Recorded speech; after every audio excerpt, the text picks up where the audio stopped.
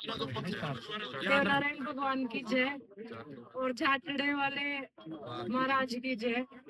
और मैं महाराज के चरणों में सादर चरण स्पर्श करती हूँ। बाकी यहाँ पे जितने भी सम्माननीय और दिग्गज लोग मौजूद हैं उनको भी सादर चरण स्पर्श मेरी तरफ से। मैं आज यहाँ आई हूँ तो मैं चाहती हूँ कि इसका कुछ निकले और चाहती हूँ कि हमारे समाज जो हमारा देश है उसकी युवा पीढ़ी को कुछ प्रेरणा मिले। तो इसके लिए मैं अपनी थोड़ी सी जर्नी बता देना चाहती हूँ। कोमल है और मैंने अपनी जो प्रारंभिक शिक्षा है वो अपने गांव से की है, कोई शहर से नहीं की है। उसके बाद मैंने अपना जो मेडिकल का सपना था, मुझे डॉक्टर बनना था, तो फिर मैंने नीट की परीक्षा की तैयारी की। और नीट की परीक्षा की तैयारी करने के बाद जब मेरा मेडिकल कॉलेज में सिलेक्शन हुआ, उस वक्त तक भी यही था कि मेरे को सुपर स्पेशलिटीज में जाना है, तो यूपीएससी का कुछ नहीं था। फिर मैं इंटर्नशिप में गई तो मैंने अपना लक्ष्य बदला। हालांकि लक्ष्य बहुत कठिन था क्योंकि यूपीएससी की जो जर्नी है वो बहुत बहुत लंबी रहती है। पर क्योंकि मेरे माता पिता का और मेरे जो भी बुजुर्ग हैं उनका मेरे पे आशीर्वाद रहा, उनका हमेशा सपोर्ट मेरे को मिलता रहा।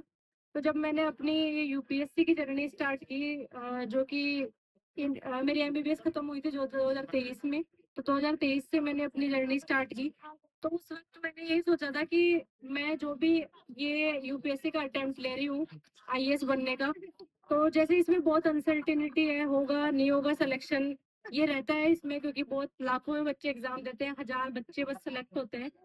तो उस वक्त मेरे पिताजी ने हमेशा यही बोला कि तू बस अपनी पढ़ाई करना, मैं देख लूंगा बाकी सब। उन्होंने कभी मेरे को नहीं बोला कि नहीं एक ही अटेम्प्ट में करवा लेना, तो अभी तो शादी की उम्र हो गई, ऐसी चीजें कभी नहीं बोली उन्होंने। हमेशा सपोर्ट ही किया मेरा।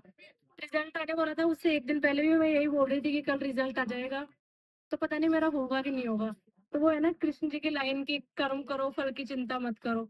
तो मैंने अपनी पूरी जर्नी में जब से मैंने स्टार्ट की ना, मैं सुबह उठती थी, मेरे को ये लगता था, मैं गांव जाती थी, मेरे को पूछते थे अच्छा पीजी में हो गया सिलेक्शन, क्योंकि पीजी का एग्जाम तो हर साल होता है और मेरे ये यूपीएससी का एग्जाम 2 साल से चलता ही रहता है, प्री होता है, मेंस होता है, इंटरव्यू होता है।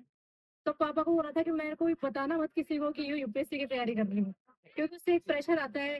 प्री प्री का रिजल्ट आएगा, फिर पूछेंगे हो गया, सबको लगता है कि भाई आईएएस में हो गया, फिर मेंस का आएगा, उसमें नहीं हुआ, इंटरव्यू में नहीं हुआ। तो मैंने यही सोचा था कि मैं पहले अपना ये सारी तैयारी बिल्कुल एकदम आइसोलेट होके करूंगी, बताऊंगी नहीं किसी को। पापा को भी बोल रखा था, मम्मी को भी, कि किसी को नहीं बताना है। तो जब मैंने तैयारी स्टार्ट की तो उस वक्त गाँव जाती थी, बोल देती थी हाँ पीजी की तैयारी कर रही हूँ, नहीं हुआ, मेरी मन पसंदीदा ब्रांच नहीं मिली, ये सब बोलती रहती थी मैं। लेकिन उस वक्त मैं उस चीज पे काम कर रही थी। और वो टारगेट ऐसा है ना, जब हम कोई भी एग्जाम हो, चाहे आरएस हो, नीट हो, जैसे आईआईटी में भी अभी सेलेक्ट हुई है लड़की, बहुत सारे जो भी जितने भी, मैंने नीट भी निकाला, मैंने यूपीएससी भी निकाला, मैंने अपने फर्स्ट अटेम्प्ट में ही निकाले ये दोनों एग्जाम। लेकिन और ऐसा नहीं है मैं शहर से पढ़ी हूँ, शहर से नहीं पढ़ी मैं, हमारे गाँव है बेगस गाँव, उसमें एक स्कूल थी, हिंदी मीडियम स्कूल थी वो, उसी से पढ़ती थी मैं। और मेरे पिताजी ने मुझे दिल्ली भेजा यूपीएससी की तैयारी करने के लिए, लेकिन मैंने वहाँ पे भी उनको बोला था कि मैं ऑफलाइन कोचिंग करने नहीं जाऊंगी, मैं ऑनलाइन ही पढ़ लूंगी, यूट्यूब से ही पढ़ लूंगी, पर बाबा मैं कोचिंग करने नहीं जाऊंगी, मेरे को पता है मेरे को कैसे तैयारी करनी है। तो मैंने 1 डेढ़ साल ही तैयारी की।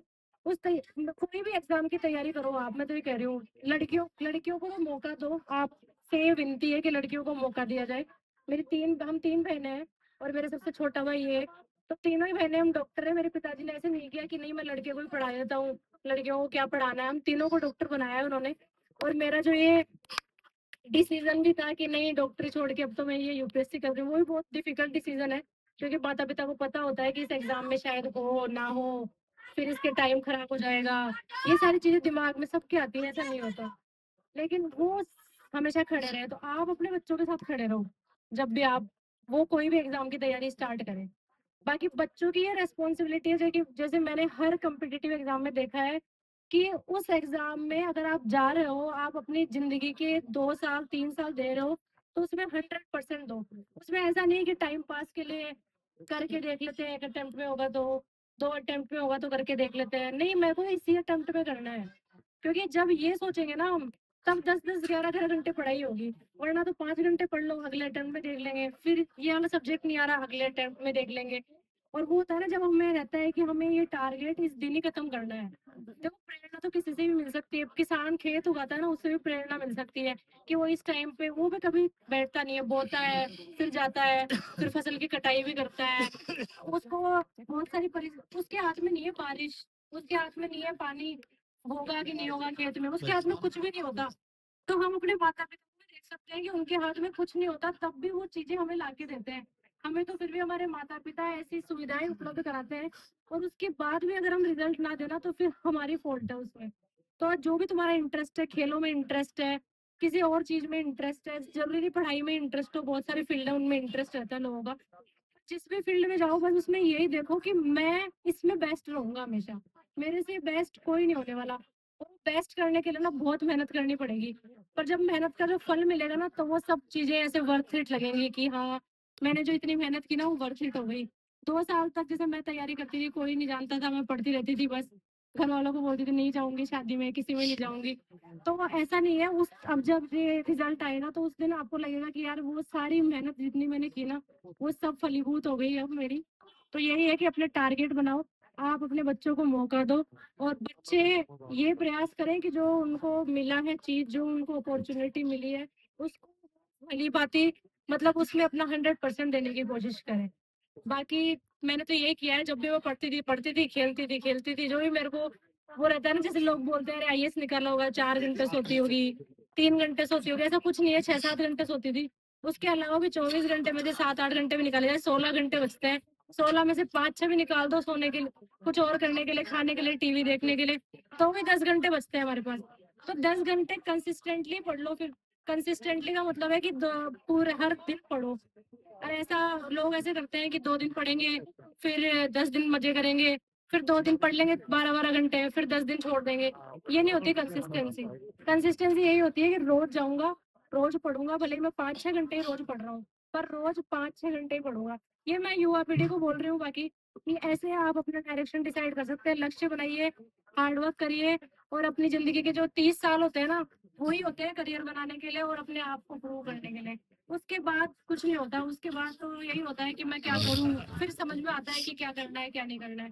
तो सब बस अपने जो भी ये अच्छे साल है अपने जीवन के, उनको उनमें बस कड़ी मेहनत करिए, ये कड़ी मेहनत ही आपको जीवन भर याद आएगी, और इसका फल आप अपने लाइफ के आगे कि 30 साल आप देख के खुश होंगे कि हाँ, मैंने उस वक्त इतनी मेहनत की, उसका फल मुझे आज देखने को मिल रहा है। इसके साथ थैंक यू।